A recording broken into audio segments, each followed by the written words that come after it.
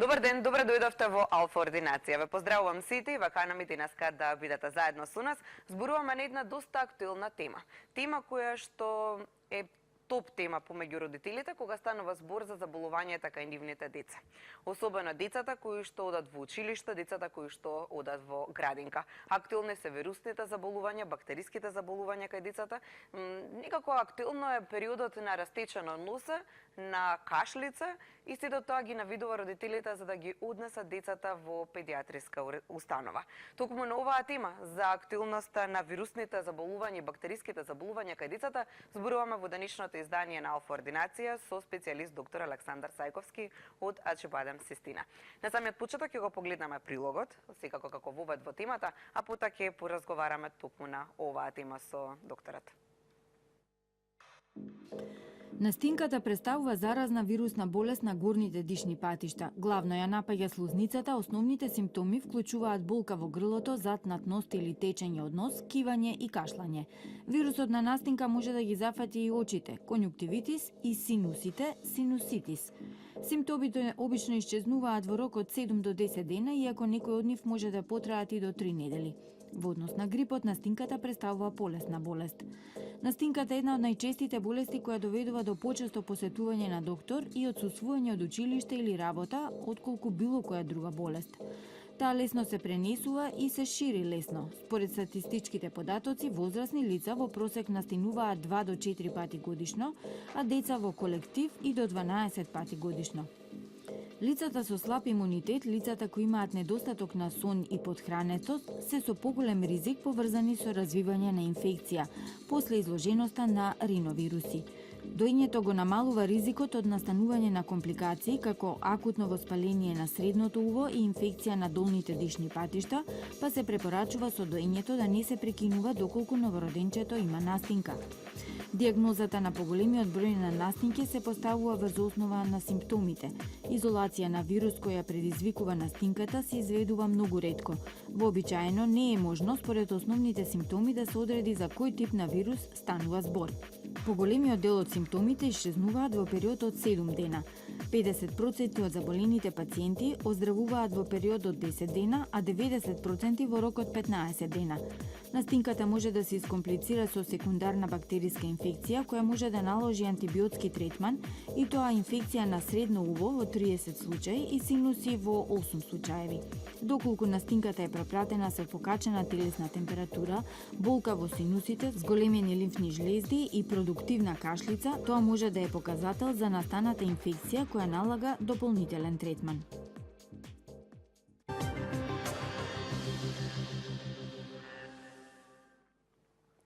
За вирусните и бактериските заболувања кај децата, секако настинките, грипот, бронкопневмонијата, бактериските инфекции, појачувањето на имунитетот или други точки кои што се планирани во денешниот разговор, се надевам дека со истиот ќе го привлечеме вашето внимание, а со тоа секако за да пристапите кон лекување или да им помогнете на собствените деца. Доктор Александар Сајковски од Ачибадем Систина, наш денешен гостин, посебна најава за него нема потреба. Добар ден и добар ден, ви благодарам на поканата и ги поздравувам. Ги поздравувам сите ваши гледачи. Јас споменав на самата најава, ова е навистина актуелен период кога чинам дека не постои дете кој што нема растечено носа, дете кој што не кашла, дали резултат од градинката, што резултат од загадувањето, аерозагадувањето. Да. Сепак амбулантите кај вас педиатрите се во овој период навистина приполни. Да, сега се амбулантите, сите педиатриски амбуланти се полни, пациенти има многу, да кажем, и многу дечиња има со болести на горните дишни патишта и на долните дишни патишта. За жал, сега е период кога ова загадување кое го имаме, кое малте неконтинуирано скоро секоја година го имаме во овој период, заедно со самите вирусни инфекции и подемот на грипот и во околината, во околните земји, но и кај нас, носат состојба во која што доаѓа до појава на кашлици, инфекции на горни дишни патишта. Кашлицата, впрочем, е еден одбрамен механизам по принцип, меѓутоа главен проблем е тоа што имаме страотно енормно аерозагадување и на тоа аерозагадување се калемат овие инфекции. Така да пуни се амбулантите објективно со дечиња кои што се доста болни. Так.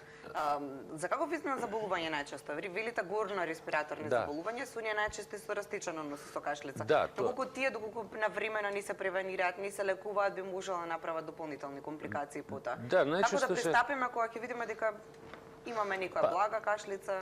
Знаете како, ова е прашање кое што е многу актуелно, верувам, за многу луѓе, за многу родители, но повторно би сакал, ја мислам и друг пат сме зборувале, дека треба некои табу теми да се отворат, мислам да не се остават некажани, да кажам, нели? Кашлицата, например, како симптом или температурата како симптом се главни заради кои родителите доаѓаат со своите деца во амбулантите. Меѓутоа, пак ќе поменам, како и многу пати до сега, кашлицата е одбранбен механизам на телото. Значи, тоа е само еден симптом и еден начин на кој што човекот, односно детето, се обидува да го исчисти дишниот систем од страни честици, од секрет, од слуз и така натаму. Како што и температурата, ако се појави како температура, е одбранбен механизам за борба против самата инфекција и самата температура нели го стимулира имунитетот да се ослободат сите тие антитела, клетки кои што учествуваат во одбрана на организмот. Меѓутоа, она што би сакал посебно да напоменам, тоа е дека за жал многу често, особено многу често, се користат некои медикаменти во лечење, например, на кашлицата како симптом, а тоа е нешто што многу ги на некој начин плаши родителите, и многу често доаѓаат во амбуланта и викаат, детево ми кашла, вика, цела недела. Така? Да, тоа може да кашла цела недела. Значи, се додека не се регенерира слузницата на дишните патишта, која е оштетена, тоа ќе кашла. И прв апел мој е, да речеме, кога збориме за кашлицата, да не даваме нешто што би ја супримирало кашлицата, значи да даваме нешто да ја спречиме кашлицата. Она е класичен одбранбен механизам. Таа ќе запре тогаш кога целиот процес во дишните патишта ќе се смири.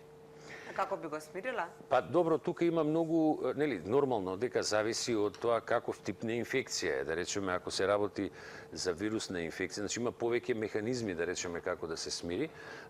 Ако се работи за настинка, грип или горна респираторна вирусна инфекција, патот на лекувањето и патот на давањето на одредени препарати е еден. Ако се работи за бактериска инфекција, нормално е друг. Значи, она што прво мораме да направиме, тоа е да направиме разграничување дали се работи за вирус или се работи за бактерија. Или, од друга страна, се работи само за иритација на дишните патишта од загадената... Знаете како, кога јас додека дојдов до вашето студио, се изнадишав чист воздух надвор. Мислам, не само ја, цело Скопје, да кажам. За жал, Скопје и Тетово се градови кои што се екстремно аерозагадени. И малите честички, значи не случајно се мерат тие малите честички PM10, нели, тие 2,5 и така натаму. Каде е проблемот со аерозагадувањето? Проблемот е во тоа што сите тие честички кои ги вдишуваме, ние, нормално и децата, заедно со закиселеноста на самиот воздух, од сулфурот, од се оно што се наоѓа во него, од самото загадување, води до оштетување на неколку нивоа на дишните патишта. Едно се тие трепките кои што уствари го движат секретот од долните партии према горе. Второ е се оштетуваат една цела група на клетки кои што се многу битни, кои што создаваат една субстанца во плуќата која се вика сурфактант. Може да се намали создавањето на сурфактант, па да малце се затворат дишните патишта, односно тие алвеолите, малите дишни патишта. И исто така, она што е за децата најстрашно од се, што ова аерозагадување може да доведе до оштетување на активноста на имунитетот на дишните патишта. Тоа ние викаме макрофагната активност. Значи, тоа се група на клетки, големи клетки, кои што доаѓаат и се запознаваат со страните, се она што ни е нас страно. И го информираат нашиот имунолошки систем што нас ни е страно. Значи, едноставно се врши препознавање на странците, на натрапниците, наедноставно кажано. Кога зборуваме за тоа, значи ние континуирано излагање на оваков тип на аерозагадување, како што го имаме во овие периоди од годината, води до драматично оштетување на имунитетот на дишните патишта. И сега тука е проблем што особено кај деца во првите 5 години, бидејќи имуниот систем им е послаб, па и на возрастни лица над 65 години, значи тоа може да предизвика инфекции до долни дишни патишта, односно до белодробието, и да тие деца направат понахал пневмонија, односно запалење плуќа. Значи, од сите тие причини, јас лично многу пати апелирам, значи, не само до јавноста, не само до секаде каде што може, да спроведеме мерки кои што би биле навистина ефикасни мерки, со кои што би можело да се намали аерозагадувањето, односно со кои што би живееле во средина која што е почиста. Тоа пред се заради медицинските причини, пред се заради проблемите кои што родителите ги стекнуваат со самите деца. Впрочем, видите, докаде оди тоа прашање. Значи, одредени држави правеле фармакоекономски студии за одредени лекови, меѓутоа и за, меѓу другото, и за аерозагадувањето. Ако вие ставите колкави се трошоците кои што ги прават семејствата, родителите, да ги носат своите деца до амбуланти, да им даваат лекови, значи трошоците за лекови, кога на тоа ќе го надодадете трошоците за бензин што ги прават, отсуството нивно од работа, боледување, тоа све представува еден енормен трошок и ако тоа го соберете на една популација од нашата држава од 2 милиони луѓе, например, многу е поевтино да се спроведат поригорозни мерки во самото аерозагадување, кое што знаете дека доаѓа примарно од автомобилите, од начинот на грејење и од индустријата. Тоа е изворот. Да кажам, најчесто родителите се бунат кои излагуваат од својот дом каде што се греат со дрва, излагуваат од својот дом, возат автомобил кој што чини многу поевтино увезен од Бугарија, ако ја загадува околината премногу, го носи детето на доктор и коментира дека воздухот е загаден и при тоа дава премногу пари за лечење на сопственото дете. Па да, тоа е абсурдот, нели? Да, тоа е клучниот абсурд, за жал. Мислам, тоа е клучниот абсурд. Јас не сум експерт да зборам за сектор, да речем. Чисто така дадов коментар во поглед на ова споменавте дека загадувањето е едно од... Во основа кој ќе видите во сите материјали за аерозагадувањето, овие се 3 компоненти кои што го вршат загадувањето. Меѓутоа, она што е страшно, тоа е што ние оштетувањата кои што децата ги добиваат на дишните патишта, особено ќе речем децата во првите 5 години, може да бидат толку силни, толку жестоки од самото загадување, ви кажувам, што тоа може да се рефлектира и да трае подолго време. И сега, во тој виртуелен свет на нон-стоп болно дете, кое што се повторува заради загадувањето, доаѓа онаа реченица, ја го пуштив у градинка па се разболе. Не е само што го пуштивме у градинка. Да, точно е дека во градинките, во школите, во тие затворени средини, да кажам, има можност за градинките подоцна го вклучиме гледачот кој што чека малку повеќе да се вклучи во разговорот. Телефонските броеви ги гледате, секако покана доколку би сакале да поставите некое прашање до доктор Сајковски. Добар ден. Добар ден, повелете. Само да прашам, продав купу за пиење кредитите многу болесни, не може да глутам, не може ни да зину, ни Вака, ние ве слушаме подобро, ќе ве замолам малку погласно ако може. Крајници ме многу болат, сакам да го прашам докторот, што би ми препорачал да земам, да купам. Не можам да голтам, не можам, ништо не можам да ги тъкнам, не можам. Крајниците се првиот имунолошки филтер, првиот одбранбен филтер на телото на човекот, на дишењето на воздухот. Значи, носот и влакненцата во носот и крајниците се првиот одбранбен филтер. Меѓутоа, за жал, кај некои луѓе, односно кај некои деца, честите инфекции кои што се јавуваат, особено на крајниците, може да доведат до такво нивно зголемување и оштетување, што на нив по принцип треба да се интервенира, наједноставно да кажам да се извадат крајниците. Меѓутоа, го советувам гледачот, прво што мора да се направи, тоа е да се направи еден добар преглед кај оториноларинголог, значи кај ушен доктор. Значи мора да се види како тоа изгледа, самата состојба. Нормално со тоа се прават и одредени лабораториски анализи да се види каква е состојбата, дали е некоја бактерија, ако се чести тие инфекции, тогаш се размислува и се носи одлука дали да се вадат крајниците. Зборам, значи најрадикалниот потез е вадење на крајник. Додека ако се работи за бактериска инфекција, тогаш мора да прима антибиотик некој, нели? Меѓутоа, ако не се работи за бактериска инфекција, тогаш веќе треба да се користат средства, односно помошни лековити средства и лековити средства кои што ќе помогнат во уништување на вирусите. Впрочем, морам да ви кажам една работа, дека ние се жалиме на крајниците, да речеме како крајници, меѓутоа имате во предвид дека устата на човекот и рацете се едни од најзагадените и најпрљавите делови на телото на човекот. Значи, огромен број на микроорганизми има. Така да не е ни чудо да се повторуваат така инфекциите. Така. Споменав дека градинките ги коментираме никаде подоцна во поглед на подготовка на имунитетот, па тука би сакал и во тој дел да ги скоментираме градинките, затоа што никако притежно претпоставам дека голем дел од прашањата ви се однесуваат на тоа, сакаме да почнеме во градинка како да го појачаме имунитетот. За тоа и за самиот имунитет, особено во овој период од годината, ќе позборуваме малку подоцна. Како да го превенираме грипот? Што да правиме со грипот? Превенирањето на грипот па е врзано со ова прашање со имунитетот. Значи, секако дека превенирање на грипот е пред се прво да се избегнуваат движења во затворени средини. Значи, движења во затворени средини каде што можете да очекувате дека има луѓе кои што се болни и може да го пренесат вирусот на грипот.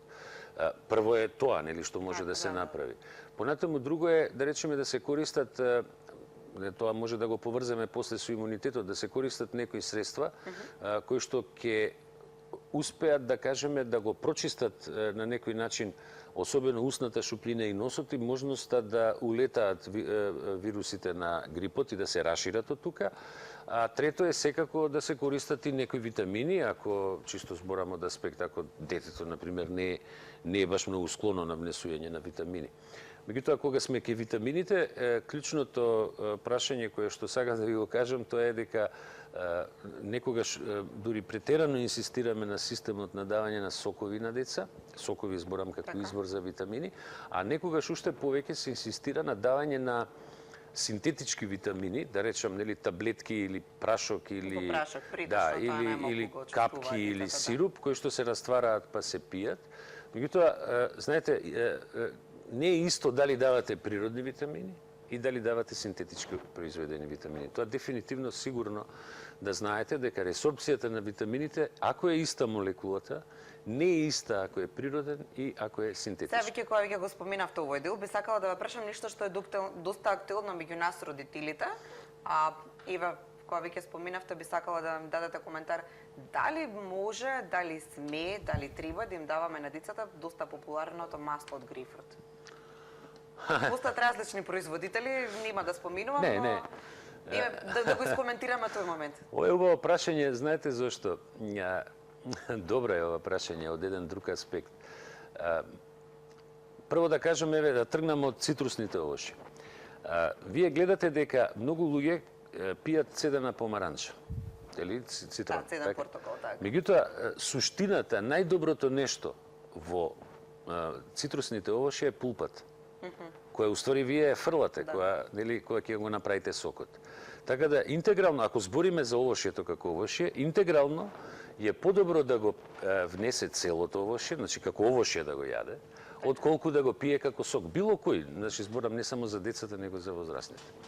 Кога сме кај маслото од грейпфрут, тоа донесе една многу интересна, да кажам, полемика во која што ја читав доста, не сакав да учествувам лично, да пишувам многу, али учествував во разговорите на одредени форуми, ги читав форумите. Тоа е, видите, тоа е производ кој што е стар скоро 30 години. Тоа е, маслото од грейпфрут е нешто што америчката педијатрија го користи многу. Значи, го користи многу последниве 27-8 години.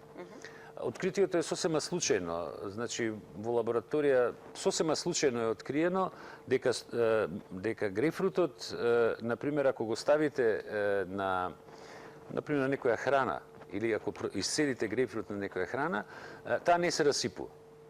Тука е тргнато испитувањето зошто и тогаш се откриени, односно откриен е составот, дека цитрусните овошја имаат голема количина на биофлавоноиди. Суштината на маслото од грейпфрут е во основа биофлавоноидите. Таму има и стероли, има и С витамин, нели? Меѓутоа основата се биофлавоноидите. Биофлавоноидите ви се во светот, во природата, најмоćните и најсилните антибактериски, антивирусни, антимикотични средства, кои директно ги убиваат бактериите и вирусите и гливиците од една страна, а се екстремно моćен антиоксиданс од друга страна. Значи, за биофлавоноидите. Так. И сега, кога имате средство кое што е природно и кое што, да кажем, нема синтетика во него, а може да ви помогне, нема причина да не го дадете. Значи, објективно нема причина.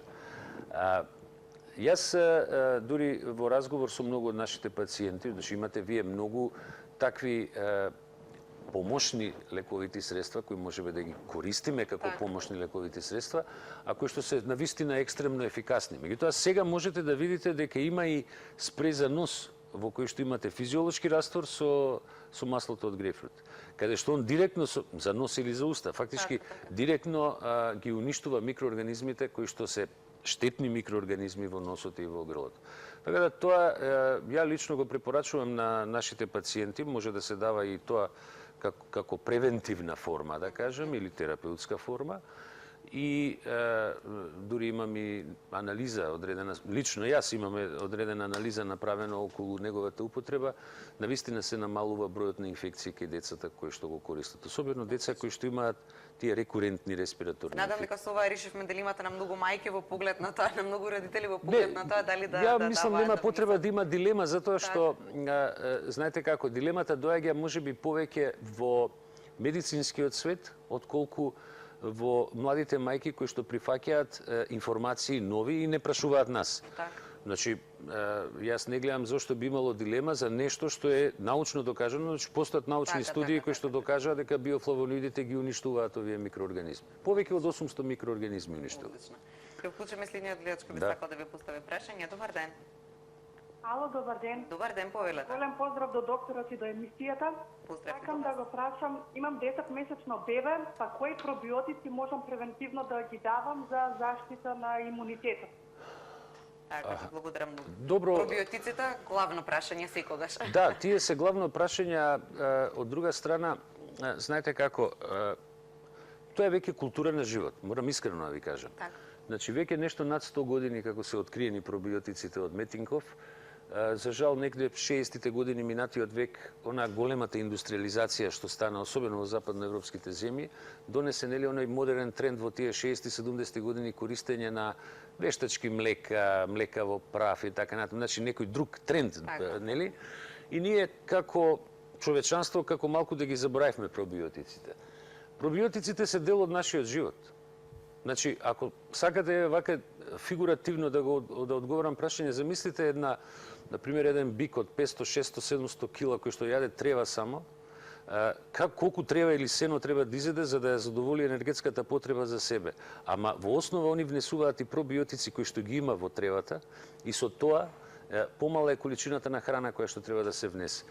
Сега, изборот на пробиотиците секако останува на педијатарот кој што го води детенцето, но по основа, да речеме, ако се работи за дете кое што е, особено деца кои што се предвреме родени или деца кои што се родени со царски рез, видите, не само за дете од 9 месеци, него децата кои што се родени со царски рез, по принцип треба да им се даваат пробиотици во првите месеци. Зошто? Затоа што едноставно, например, еден од најпознатите пробиотици кои што се наоѓа и во мајчиното млеко, дури и во мајчиното млеко, тоа е Lactobacillus reuteri protectis, така се вика. Например, тој може да се дава уште од новороденачка возраст. И он има особина, меѓу другите, ама он највише има особина да ја регулира цревната флора, значи да е добро избалансирана, да се стегнати тие, ние ги викаме во медицината ентероцити, клетките кои што, нели, кај што се ресорбира храната, и да го појачи имунитетот испод самите вили, односно цревните ресички. Така да, давањето на пробиотици е, да кажем, стил на живот.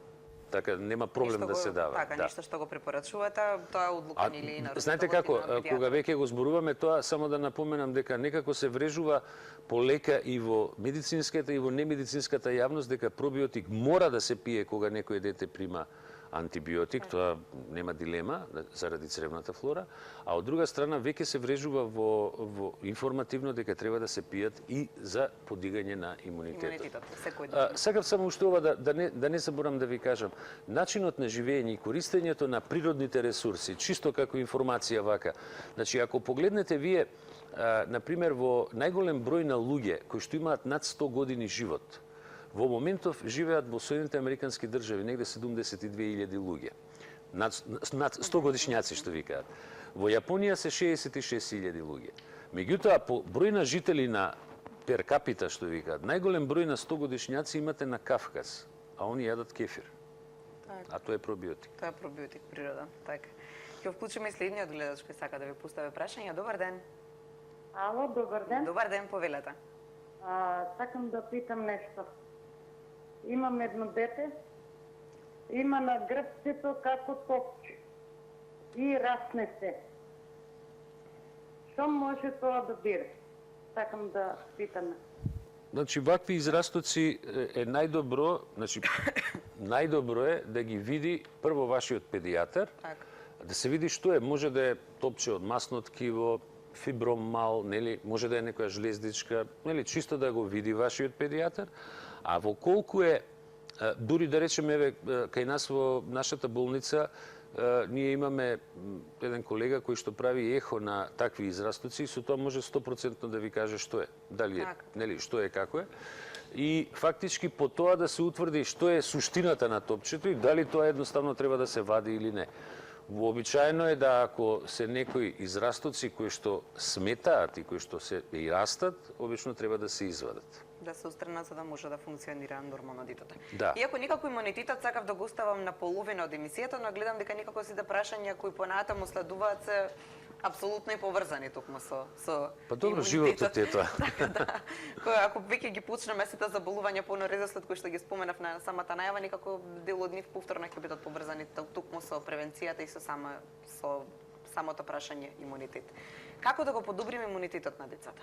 Пред да го кажеме, мислам, нели, самото за јакнување на имунитет, морам да ви кажам нешто што сакам да го чуе јавноста наша, што е по принцип многу битно. Значи, знаете како, имунолошкиот систем е главната, тоа е една симфонија од клетки, која што не штити клетки и молекули, која не штити нас од сите тие натрапници што може да се појавуваат, како што се бактерии, вируси, гљивици, паразити, меѓутоа не штити и од малигните клетки.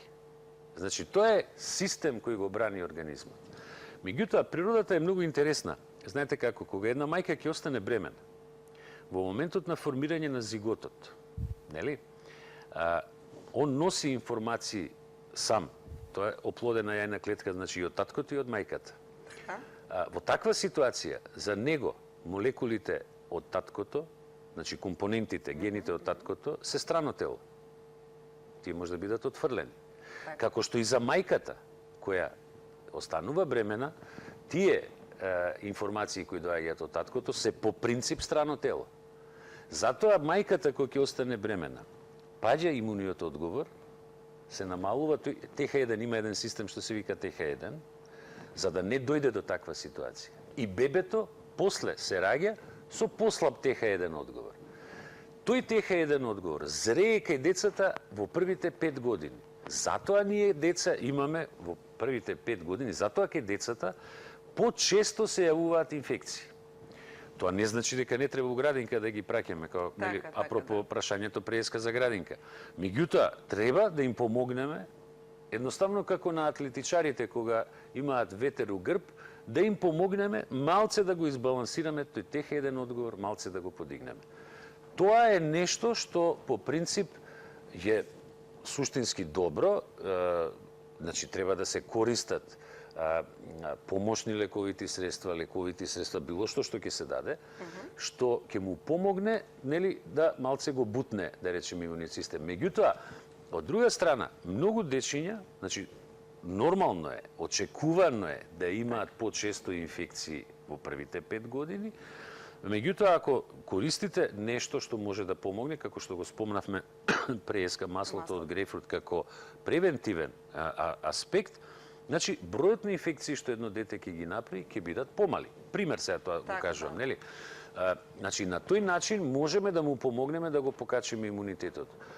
Има група на деца, неспорно, кои што прават многу чести респираторни инфекции, кај тие дечиња треба да се провери лабораториски, значи се земе крв, да се направи анализа и да се провери имунолошкиот систем. Зошто тоа прашање се актуализира сега? Порано, ако се вратиме назад, пред 40, 50 или 60 години, за среќа немало толку во тоа време толку загадување како што го спомнавме и аерозагадување, но впрочем и загадување на храната, како што имаме сега во модерното време.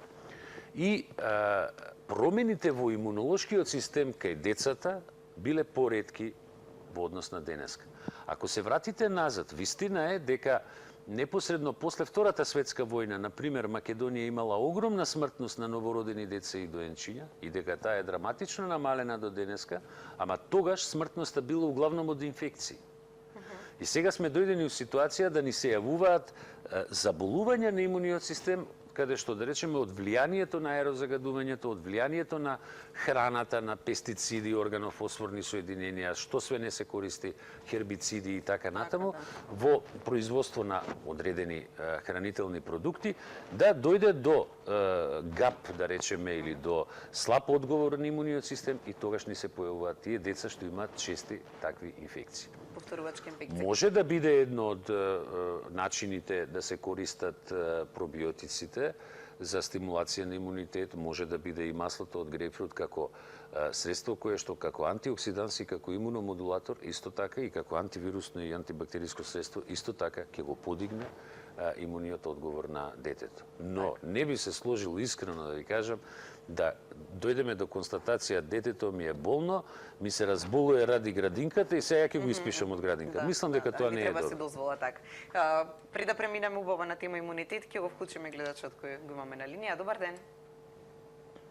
Добар ден, повелете. Повелете. Здраво. Здраво, повелете. Сакав да ве прашам, со малиот има проблем, има 2 години. Така? Ностоп брунит, ностоп ми дава со антибиотик амоксиклав да го држам. Тоа е Да рековте малиот има проблеми са, за каков вид на проблеми со станува? инфекции. Со брунхите. Бронхите. Па тоа е управо ова сега што го кажуваме. Значи, ако е, веројатно вашето детенце има чести инфекции, кои може да се вирусни, може да се бактериски, нели нормално е дека пред да се даде антибиотик, мора да сме сигурни дали тоа дете има бактериска или вирусна инфекција. Џабе давате антибиотик ако е тоа бактериска инфекција. Дури и при воспаление на бели дробови, да речеме, дури ако е исимната инфекцијата према плуќа, ако е чиста вирусна инфекција, самите антибиотици нема да дадат ефект во смисол на лекување на самата инфекција. Најдобро е за гледачката, ова што сакав да кажам, најдобро е да фактички се провери имунолошкиот систем на детето, да се направи проверка каков е одговорот на детето и према тоа после да се делува со давање на одредени медикаменти или помошни лековити средства. Така, ќе вклучиме следниот гледач. Добар ден. Добар ден. Повелете. Поздрав за вас и до докторот. Така. И сега ќе бидам кратка со едно прашање. Каква е поврзаноста со вирусно или бактериско заболување со хенокот во спален крвен стат? Минатата година имавме симптоми како некоја вирусно заболување, го поминавме тоа и под тоа, после 5 дена, со една доза на алмаксин. Значи, во алмаксинот има несакани дејства во спален крвен стат хенок. Ни отекоа долните екстремитети, подкожно крвање, завршивме на хематологија, сите пациенти таму што ги прашаа, сите имале некоја бактериско заболување и подоцна хенок кој што може да биде нели фатален. И второ прашање, дали треба да даваме вештачки суплементни за имунитетот на детето или на природна база нешто со сокчиња, свежо сведени, лимонче и така. Значи, добро, хенохот е едно заболување кое навистина не е лесно. Тоа спаѓа во категорија на хематолошки болести детски. болест која што многу често, најчесто асоцира со претходно некаква инфекција, вирусна или бактериска, и се откочува еден механизам каде што почнува да се јавуваат крварења, мали ситни крварења по кожата, меѓутоа не само по кожата. Тоа се дечиња кои што може да имаат проблеми и со бубрези, и со зглобови и така натаму.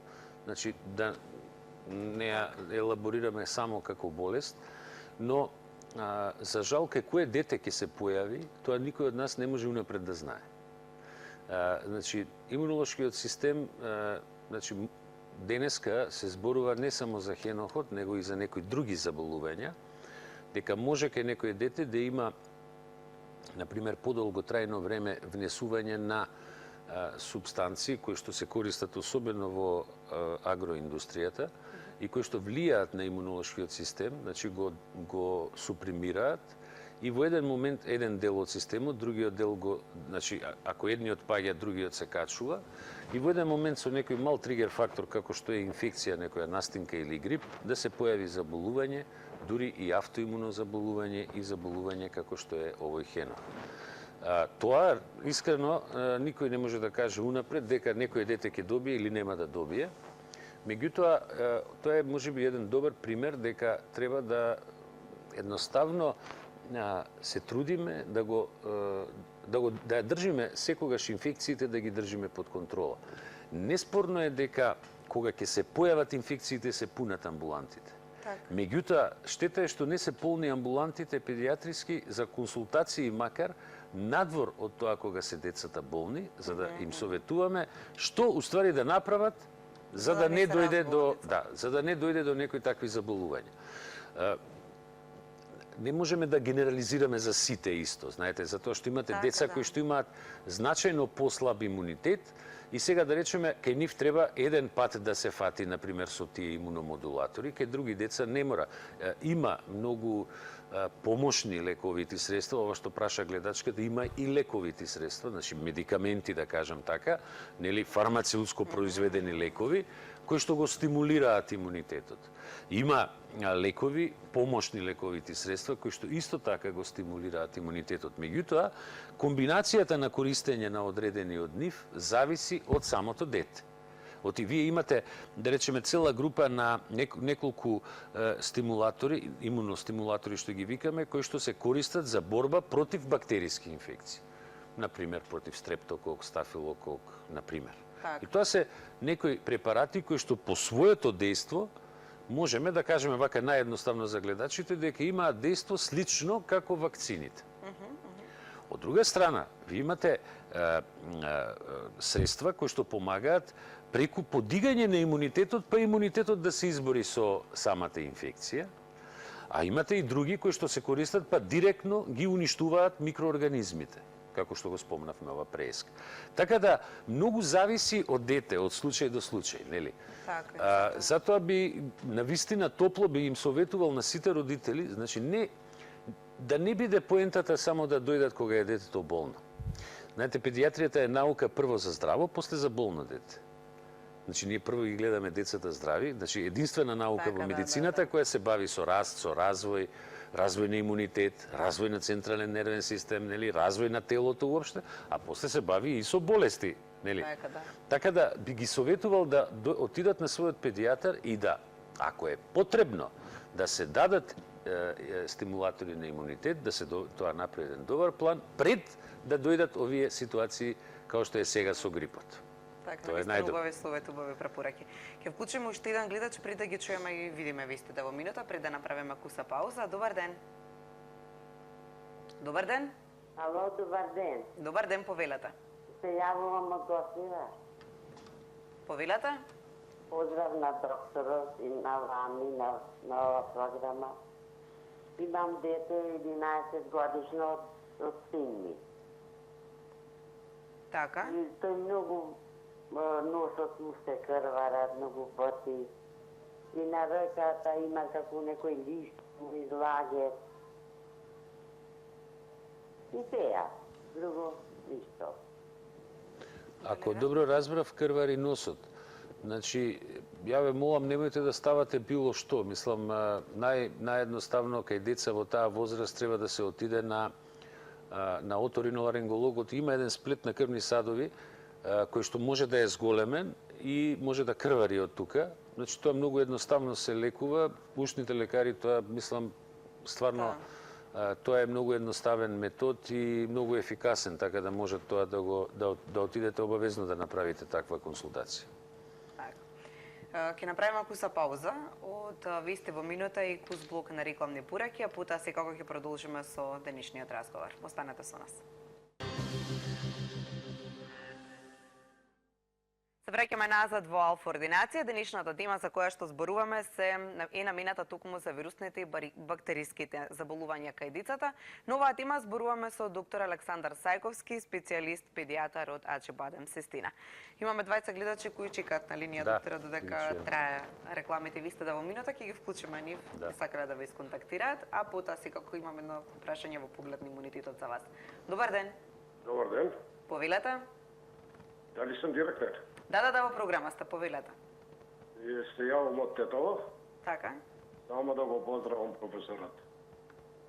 Поздрав до професорот. Фала. Јатно. Така. Јатно. Сакавте само да го поздравите, така? Добро. Фала. Ќе вклучиме следниот гледач. Добар ден. Добар ден. Добар ден, повелете.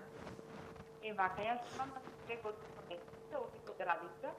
Ќе ве замолам малку погласно, истото и колегата ќе го замолам малку Добро. подобро да ве слушнаме во студио. 2 годишно детенце, оди во Градинка. Во октомври месец имаше бактерија стрептокока. Така. Се лечевме 10 дена со терапија. Првиот ден појде во Градинка и пак со истите симптоми. Што ни кажа на оториноларинголог дека пак е во прашање бактерија. Така да ме интересира, значи некако да се спречи не толку често паќање на бактеријата, некое решение. Така, значи, ова е прашање кое што многу добро имплицира неколку точки за кои што треба да се отвори да се разговара. Значи, прво да ви кажам, да дефинираме. Стрептокок во нос или стафилокок во нос, ако не дава симптоми, ако детето не е болно, не треба да се лечи со антибиотици. Значи, многу пати во нашата педијатриска јавност, односно по нашите конгреси, симпозиуми, работилници и така натаму, особено луѓе кои што се бават со имунологија, го дискутирале и го разговарале тоа. Значи, позитивен бриз не се лекува ако нема симптоми. Впрочем, ние не лечиме резултати, ние лечиме пациент. Така. Во колку се појават симптоми, значи имаме знаци за болест, тоа е веќе ситуација која треба да се лекува. Значи, ако е бактериската инфекција причинител, треба да се лекува со антибиотик во таа ситуација. Зошто ова го кажувам намерно? Ова го кажувам од 2 причини. Едната причина е што морам да ја напоменам дека 45 до 50% од популацијата, хуманата популација, може да има позитивен бриз у нос и у грло. А нас ни бараат во градинките многу често да ги носиме дечињата, значи кој има мали дечиња, нели, кој ги носи деца во градинка, да е негативен брисот од грло и од нос. Значи не значи ако има едно дете позитивен бриз, дека е во исто време и болно и заразно за околината. Ова навистина би сакал да го апелирам, до толку повеќе што ако земете позитивен бриз и почнете нон-стоп да давате антибиотици, во тој случај така се развиваат бактериските резистенции. Една од поголемите проблеми, поголемите грешки, да кажам на некој начин, што се прават, пак се од друга страна е користење на капки во нос со антибиотик. Значи, тоа може да биде исто така да влие на развој на резистенцијата. Значи, јас исто би апелирал, став дециден е, дека капки антибиотски во нос не се користат. Затоа што вие кога ќе ги капнете капките, многу едноставно, значи никогаш не знаете дали целата слузница на носот е облиена, информациите ги пренесуваат бактериите за самиот антибиотик и ствараат резистентни соеви. И фактички ние, обидувајќи се да му помогнеме на едно дете, ние уствари го внесуваме во ризик да дојде до тие многу резистентни, мултирезистентни микроорганизми. Ако детето има симптоми на болест, ако е болно, тогаш треба да се лекува. Тогаш се дава антибиотик. Антибиотикот мора да е избран према антибиограмот, значи по тој наодот на кој антибиотик реагира. Некогаш тој антибиотик може да е, да кажам, почесто користен антибиотик. И ова е интересен термин, послаб или појак. Значи, видите, искрено речено, нема слаб јак, значи или делува или не делува. Исто така има некои заблуди за некои антибиотици. Ако веќе збориме за давањето на антибиотици, вика многу е јак, не требало да се дава после 6 месеци. Не е точно. Значи, се дава тоа што треба да му помогне на пациентот, ама да го излекува. Кај ова детенце што се јави гледачката, ако сме имале ситуација, значи имало шмрчање од нос, температура, секрет, болки, нели се, ако тоа се третира со антибиотик, после тоа може да се продолжи со овие биофлавоноиди што ги спомнавме преска, кои што делуваат локално као спреј форма и кои што може да бидат извонредни во борба со стрептококот и стафилококот. Тие се дури поефикасни, сега не можам така, не сакам погрешно да ме разберете, меѓутоа поефикасни се да ги давате нив како спреј во нос, отколку да давате капки со антибиотик во нос, затоа што кон антибиотикот ќе се створи резистенција, кон нив нема да се створи резистенција, кон биофлавоноидите нема резистенција. Так, интересно, навистина. Сакам да искоментираме нешто, бидејќи се упревме пред малку на тема имунитет. Ќе споменам две групи на родители и би сакала да дадам еден коментар во тој поглед. Постојат родители кои што апсолутно ништо не им даваат на своите деца и велат дека тоа треба да се остави на обрамбениот механизам на имунитетот на самото дете да се избори, да се бори против нив, против бактериите, вирусите и слично, за да изгради собствен имунитет и воопшто не даваат ништо. Наспроти родители кои што слепо купуваат се што ќе видат, се што ќе се понуди по аптеките, се што слушнале дека никој ништо дава за да го подобрат имунитетот на собственото дете. Што е исправно? Како да го појачаме имунитетот? Дали треба или не треба? Дали треба да ги оставиме децата сами да се борат или треба и ние да им помогнеме со нешто да им додадеме? Дали треба тоа да биде на повештачки, на поприроден начин? Што е најсоодветно? Еве слушаме различни спекулации, барем сега интернетот колку што може да ни помогне, може што толку повеќе да ни помогне. Форумите, исто така кои пред малку вие ги споминавте. И тука веќе се ствара една голема забуна, затоа што е добро, а што не е добро за детето. Морам да ви кажам дека ни едната ни другата крајност не се добри. Значи нити смеете да го оставите детето туку така. Значи неспорно е дека ако ова прашање ми го поставивте пред 40 години, на пример, ќе ви кажам, значи на некој мој колега пред 40 години ќе речеше нема потреба да даваш ништо посебно, затоа што едноставно немаше такви инфекции, толкав интензитет на инфекции, толку загадување. Така. Но сега веќе во 21. век е друга ситуацијата. Друга е ситуацијата и со алергиите. Значи, алергијата често е врзана со инфекции кај деца. Нас ни е во подем цела таа ситуација, така да ние треба малце да им дувнеме у грб, што викаат на децата. Меѓутоа, не би сакал да, мислам, екстремната крајност да се купува се што ќе излезе по весници, тоа не е добро. Впрочем, или по форуми. Впрочем, знаете како, не знам дали кај вас сум ја кажал, има една мисла многу убава на Максим Горки. Пазите кога читате книги за медицина, може да умрете од печатна грешка. Да. Тоа е големата вистина. Значи, кога некој чита за нешто, за некое заболување, за медицината и за да му помогне на своето дете, многу е битно да го прочита изворот на информација. Значи, многу е битно, верувајте. Затоа што вие можете да добиете погрешна информација за некој дел кој што може да има и некоја друга позадина зашто е тоа така пишано. Значи, само валидни клинички студии, медицински студии, кои што покажале ефикасност на одредени лекови или помошни лековити средства, може да се користат. Индивидуалното мислење, мое или ваше или на некој друг, тоа во медицината не важи. Да ви кажам искрено. Така да ние можеме да зборуваме, да, можеме да кажеме дека, да речеме, многу често користен чајот босилек, например. или чај од јатка на ореви. Дека се тоа одлични, ама тоа е одлични за деца кои што кашлаат, за деца кои што имаат секрет. Пример сега ви кажувам, нели? Меѓутоа, малецок е бројот на студии кои што клинички студии изборам за овие препарати, не е голем. Така, тоа е наше емпириско знаење кое е пренесувано од генерации на генерации. Тоа е исто како што емпириски милениуми години се пренесувала информацијата од старата кинеска медицина дека луѓе кои што кашлаат и имаат отежнато дишење не треба да пијат кравио млеко затоа што им се влошува ситуацијата, за да сега дознаеме дека зошто е тоа така и зошто, да речеме, значи сега медицината после 5500 години од првите текстови кои што се излезени во Кина, ние знаеме зошто не треба, на пример, луѓе со астма да пијат кравио млеко, затоа што прават повеќе секрет. Значи има медицински објаснувања, ама тие сега ни се дојдени. Затоа апелирам многу до родителите да не презимаат чекори непотребни. Значи, на своја рака, сепак да се консултираат со својот матичен педијатар. А дека ние можеме да помогнеме во зајакнување на имунитетот, тоа не е спорно. Впрочем, особено ни е важна групата на деца која прави оние, така ги викаме ние, рекурентни респираторни инфекции. Значи, респираторни инфекции кои често се повторуваат. Такви чести повторувачки инфекции може да доведат до длабоко нарушување на имунитетот и може едно такво дете да влезе утре во астма, например, да кажеме. Доти тоа е врзано, често пати е врзана кај децата алергијата со инфекциите. Често пати знае да биде.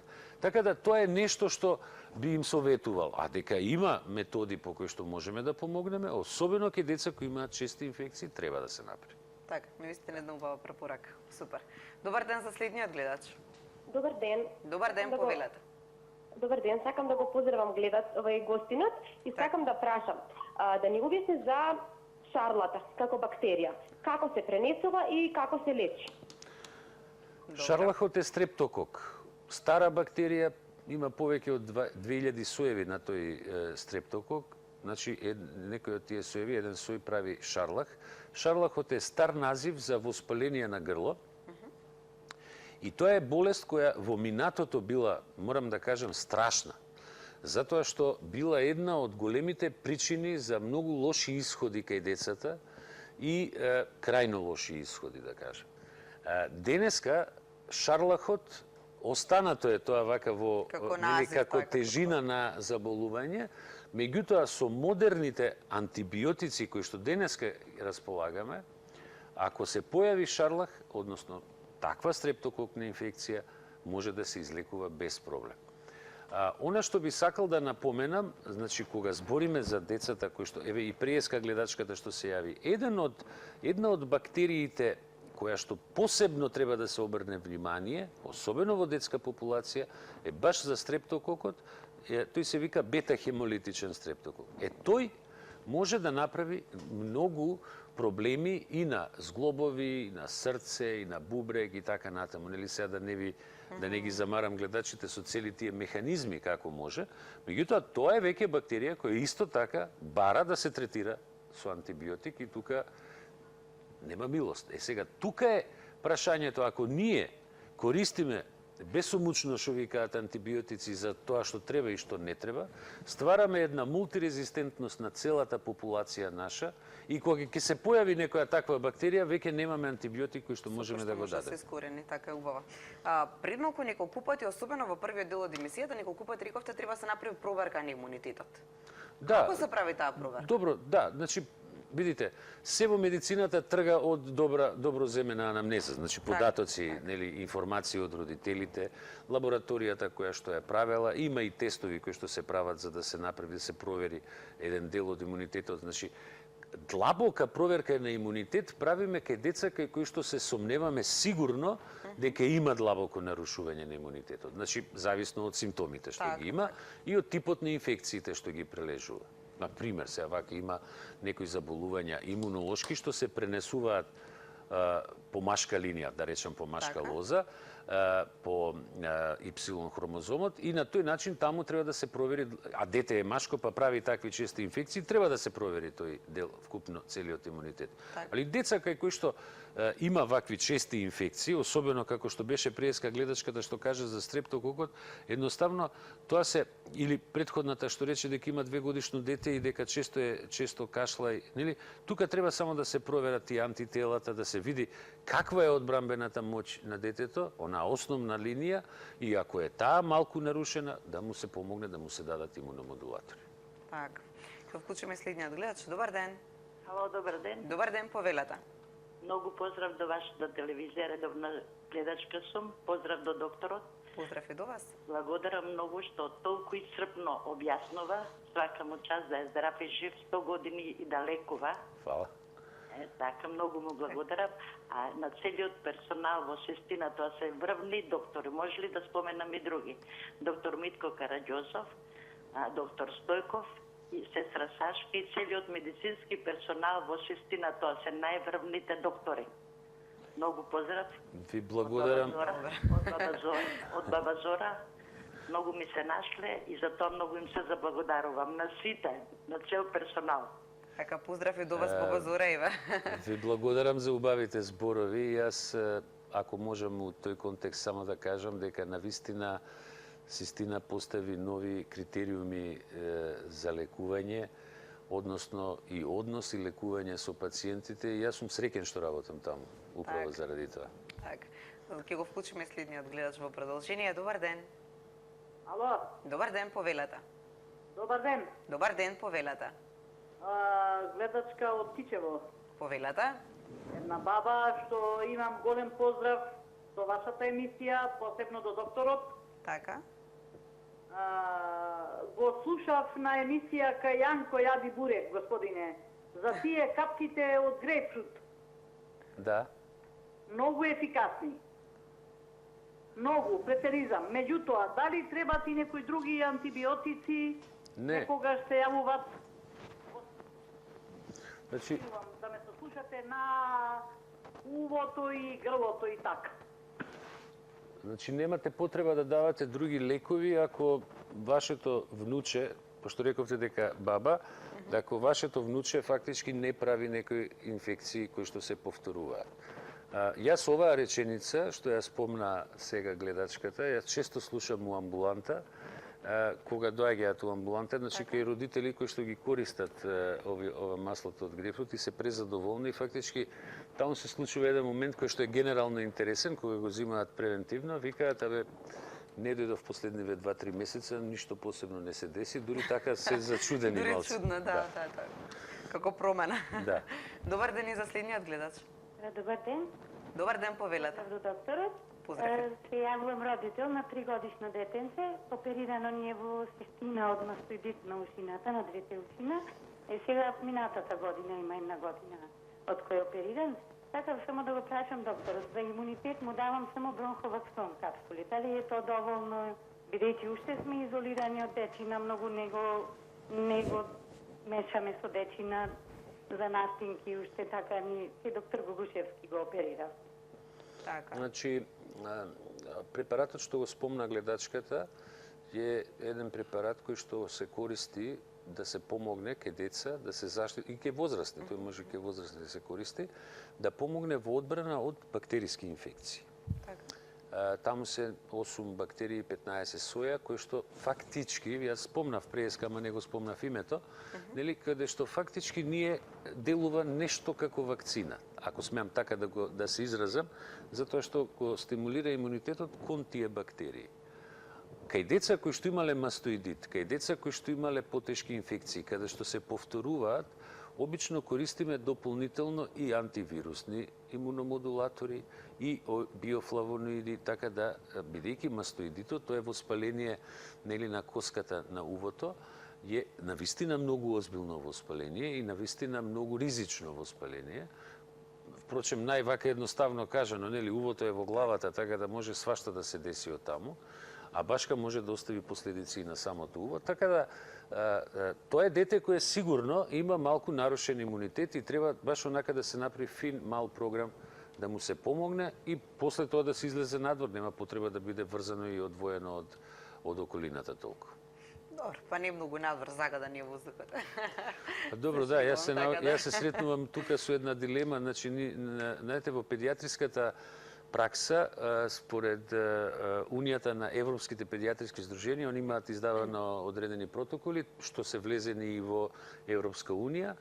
Таму се вели дека секој бебе, откако ќе се роди, значи, вака малце интересно за јавноста, чисто да кажам, значи, треба да се изнесува надвор минимум 1 сат во тек на денот, а забрана за излагање надвор е само тогаш кога надворешната температура ќе падне под минус 23.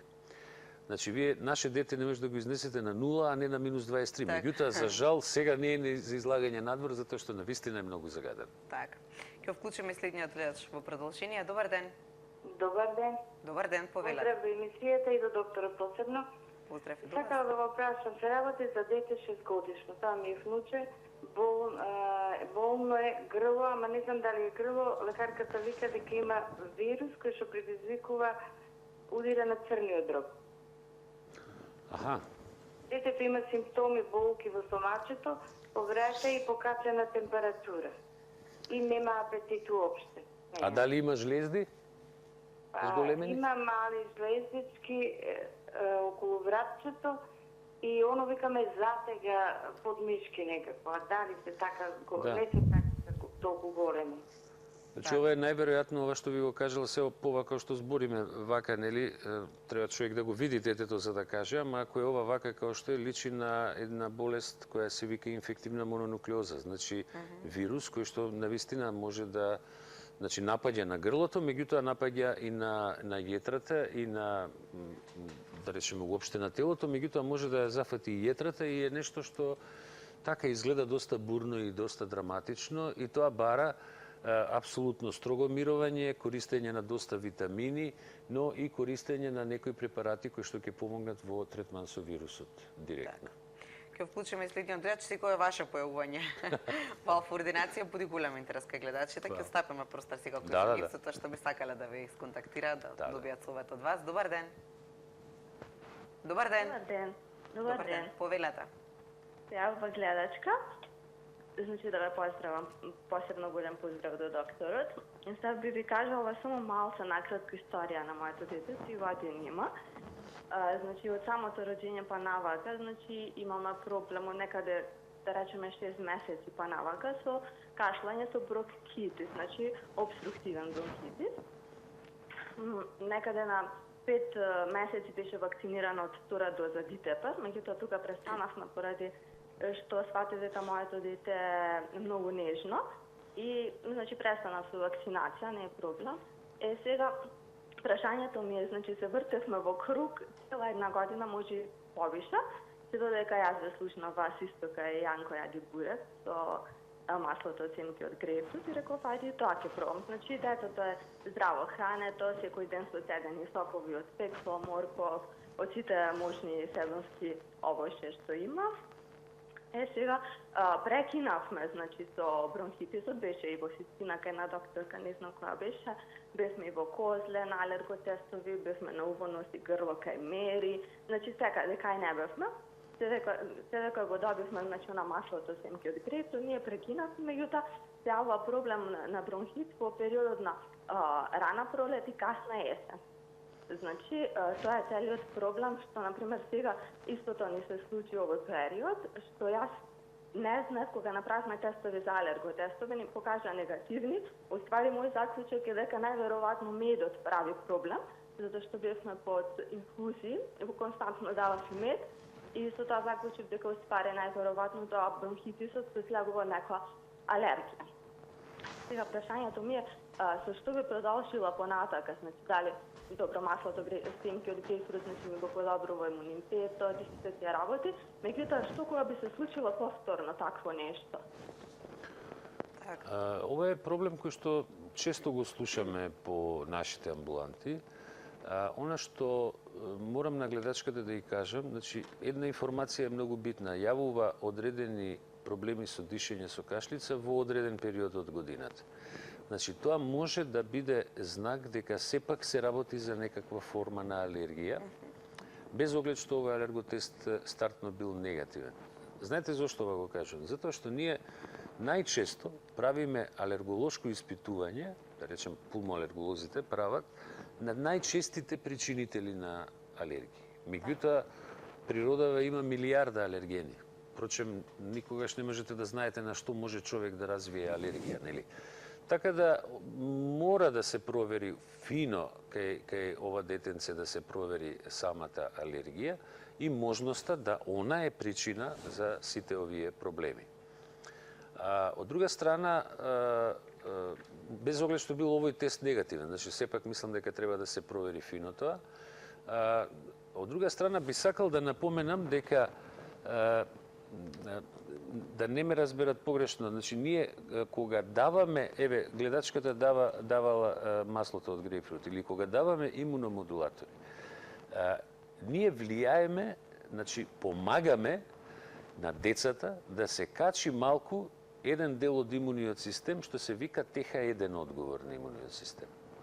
Наспроти него има ТХ2 имунолошки дел од одговорот, кој што нели е посилен кога е овој послаб и тогаш алергиските реакции се поизразени. Кога ние го подигаме малку ТХ1, би требало и треба алергиските реакции малку да се намалат. Значи не дека се излекува алергијата, не се тоа сакам да го кажам да не ме разберат погрешно. Меѓутоа го балансираме малку тој имунолошки одговор. Али убавината во целата таа работа е што децата помалце кашлаат, помалце се јавуваат тие обструкции и се поминува полесно. Така. Ќе вклучиме последниот гледач со денеска, бидејќи временски сме лимитирани, има уште неколку работи кои што треба да ги споминеме до крајот на емисијата. Добар ден. Добар ден. Добар ден, повелете. Вака, имам синче, 5,5 години. Со тоа што на година дена прв пат направи обструктивен бронхопневмонија со обструкција. Така. Лежавме во позле, се повтори тоа уште 2 пати. Да напоменам само дека се работи за прематурно детенце, родено 28 недела.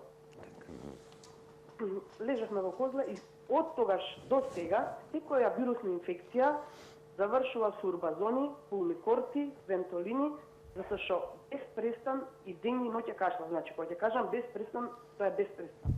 Цела ноќ на секоја секунда. Проверивме на имунологија бевме, проверивме тоа као не имунолошки.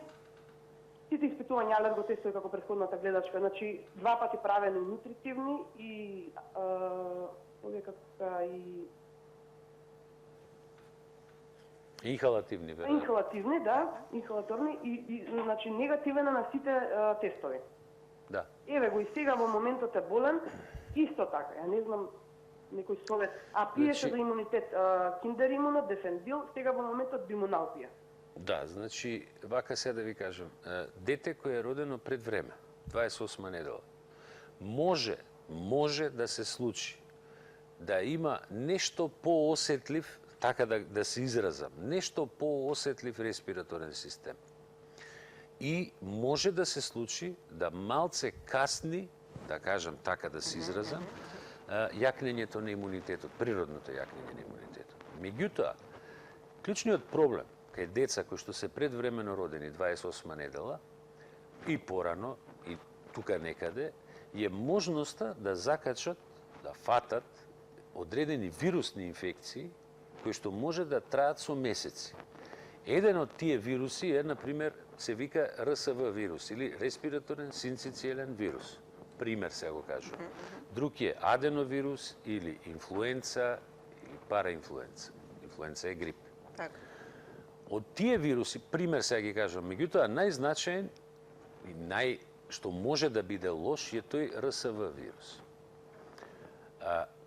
Тренд во светот и кај нас е деца кои што се родени пред време да примат така наречена вакцина, се така се вели вакцина, а тоа се уствари антитела против РСВ вирусот. И она што за гледачката би сакал да посоветувам, значи она што мора да се направи, тоа е прво да се направи, да се види дали се работи, за кој вирус се работи. Значи ова е некоја инфекција вирусна која се повторува и некој вирус кој што треба да видиме што е. Значи, едноставно, преку лабораторијата да се испита вирусологија и да се види што е тоа што го причинува ова повторување цело време. Тоа е најдобро нешто што може да се направи, а потоа да се пристапи кон третманот. Инаку апелирам, значи, на целата јавност дека ние РСВ вакцинацијата не ја велиме РСВ вакцинацијата не е воведена во цел свет рутински, затоа што е релативно доста скапа. Меѓутоа е нешто што значително ќе го подобри квалитетот на децата кои што се родени пред време, за да не закачат таква инфекција. Таа вакцина тука во Македонија се ја нема. Ја нема? Да, ја Треба нема. Да се увезе, претпоставам од Солун. Да, па се прави увоз, да речеме, како оди технички, како оди увезувањето, меѓутоа е оставено да таа вакцина ја примаат родителите на своја сметка, да кажем. А инаку, навистина топло би апелирал на прашањето за вакцинациите, како што кажа гледачката дека една доза има примено само од Дитепер вакцината. Значи, ја навистина би апелирал, ја сум фан на вакцинациите, ама не затоа што сум педијатар, не затоа што сум фан на вакцинациите, него затоа што со вакцините навистина се имаат искоренети страшни заболувања. Повеќе пати сум го дискутирал прашањето за вакцинациите и со пациентите, но и со наши институции, официјални институции, а еве го поставувам и прашањето официјално кај вас. Кој ќе сноси одговорност?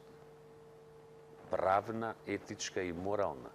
Ако некое семејство не го вакцинира своето дете, а тоа дете добие заболување, пример детска парализа.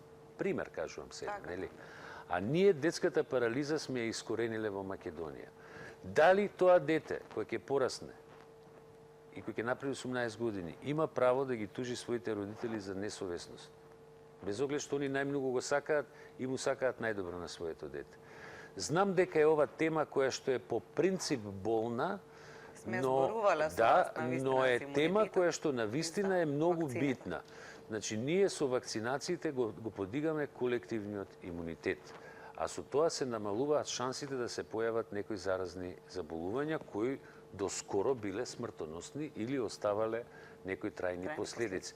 Дури на последен состанок, јас сега вака јавно да го кажам, на еден од последните состаноци во кој што имав и ја некое предавање за антивирусна терапија, се отвори дилемата за ХПВ вакцинацијата, али не дали да се вакцинираат децата, него да се вакцинираат и машките деца. Како тоа да се вакцинираат само девојчиња? Значи, непоимливо е тоа, нели? На планетава живеат и машки и женски. ХПВ-то се пренесува на машко и на женско, нели? Значи, зашто да не ги заштитиме машките деца? Друга е дилемата за ХПВ вакцината, но да, убава е темата, може да поставиме во некој од по принцип, сакам да кажам, ние даваме вакцини, ние ги тераме нашите постари жители на Македонија да дојдат да се вакцинираат од грип, за да не добијат запалење плуќа, затоа што запалење плуќа кај луѓе над 65 години е многу асоцира со смрт. Значи, пазите, во една највисока развиена земја во САД, 750.000 луѓе годишно умираат од бронхопнеумонија, возрастни луѓе зборам. Тоа е бројка. Ние сега им велиме на постарите лица да се заштитат себе си и се полни центрите за вакцинации со постари лица, а не ги штитиме децата. Знам дека е тема која е отворена, меѓутоа јас сега од еден аспект го кажувам ова, и ја навистина топло им советувам на родителите навистина да ги вакцинираат децата. Така. Конкретно само не споменавме за оние атипични вирусни заболувања и слично, како што се пнеумониите, мукоплазмата и слично. Да. Тоа е доста актуелно и сега кај децата би сакала чисто еден совет, еден коментар. Како што да се направи во овој вид на ситуација? Значи, ние имаме она што е интересно кога збориме за тие атипични инфекции, односно атипични пнеумонии, фактички најчесто, тие најмногу се јавуваа кај деца во школска возраст. Значи, адолесценти, нели, и така. Сега веќе се помери границата и се јавуваат и кај деца на 2 години и 3 години. Значи, имаме многу дечиња кои што развиваат знаци за воспаление на плуќа, во кои што се диагностицира или легионела, или микоплазма, или некои од тие други атипични микроорганизми што ги викаме, и тоа треба да се детектира. Кои се? Значи, тоа се прави преку 1-2 теста, има лабораториски кои што може да се детектира. Детектирањето е релативно брзо. Тоа трае неколку часа и за неколку часа имате резултат. Барем кај нас тоа се прави, например, сабајле земете крв у 9-12 веќе го имате резултат. Така отприлике. Отприлике сега кажувам, нели, има техника на изработка и тогаш се спроведува терапија. За едните од нив нема антибиотик, не се дава, за другите мора да се даде и изборот на антибиотици е многу узок. Многу малку антибиотици има кои што на нив делуваат. Така да тоа е нешто кое што ако се појави вака симптоми, кашлање, температура, треба да се направат тестови и да се провери да не е симната инфекцијата на плуќе. Има уште многу работи, уште многу прашања кои што може да бидат поставени во текот на емисијата, особено кога имаме ваков гостен, сигурно ќе има уште многу телефонски јавувања кои така ги прекинавме. Ви благодарам многу што денеска бевте гостен во координација. Ќе ни биде драго да го повторно ни посетите. Вашите совети се секогаш добре дојдени во емисијата, секогаш се прифатени од родителите и затоа ќе ни биде драго да го повторно прифатите да бидете гостен. Така. Зборувавме навистина на доста актуелна тема со оглед на тоа што навистина педиатриските ординации се приполни во овој период од годината. Ние ќе продолжиме тука со програмската шема на Алфа телевизија. Секако по завршувањето на Алфа ординација следува новото издание на емисијата Збор по збор. Тука ќе се одјавам, ќе ви заблагодарам за вниманието со кое што нас следевте. Секако со препорака и утре во 12 часот да бидете повторно со Алфа ординација. Имајте убав и пријатен ден.